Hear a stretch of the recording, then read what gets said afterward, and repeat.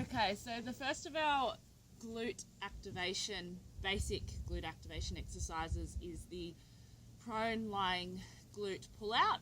So this drill, this exercise is a really, really good one for anyone that struggles with getting their glutes activated in big movements that they should be, such as the squat, the deadlift, exercises like the single leg deadlift and hip hinge, or a single leg squat, where your glutes should be working really hard to stabilize you in that position. So it's a great one to actually get your glutes firing before a run, before a workout, and basically just lets you isolate your glute, learn how to actually switch it on and off when you need to, so that when you go into those bigger compound movements, you're going to get the most out of them. You know your glutes are going to be able to turn on, you're going to be able to keep them on at a certain level of contraction. So without further ado, we're going to go into the prone glute pull out. So we're going to be working with the band around your ankles, just like so. And then we're going to lay down flat on our tummies. And we're going to start with your head lying on placed on your forearms, just like so.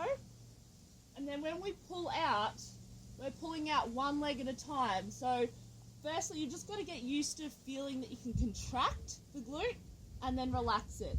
So if you were here, you want to be able to first squeeze the glute, feel that it's turning on, it's contracting hard, and then you can relax. Okay, so you're going to keep the legs straight while you do this. So we're going to contract, and then from there I'll lift up the leg from the glute. Nothing is bent in the leg, the knee's nice and locked out.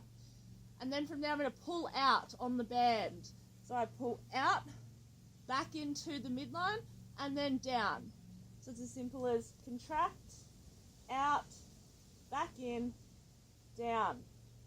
Squeeze, out, back in, down. Now if you're anything like me, or a lot of runners, a lot of people who get really tight hamstrings, or they might get overactive in those hamstrings, if you can feel them firing more than the glute, we want to try a bent leg variation. So to do this, we start off with the band around our tops of our knees, just above the knees, and then from there you bend up into 90-degree angle, and from here you want to be able to isolate that glute, because your hamstring is in a disadvantaged and shortened contraction, okay, shortened state.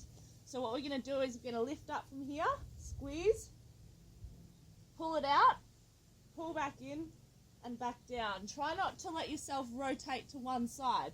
So you're going to keep your abs on, you're going to make sure you're not arching through the lower back. So we go up, out, back in, down. Now, if you're finding that it's a bit too much resistance, and it's a bit too much to work with, you're not firing properly, we can do this without the band as well. So you can start off no band and work your way up to adding in the band. So it would just look exactly like this, either bent knee or straight leg.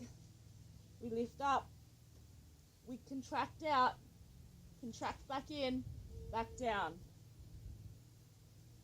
in and down. It's the same with straight leg. Once you've learnt that and your hamstring's not overactive, it's not firing as much, then you can go back to straight leg and work through the motions there, then add in the resistance band. Really, really good one to get the glutes firing before a workout, a session, and progress up to being able to maximally contract your glutes in all those big major exercises.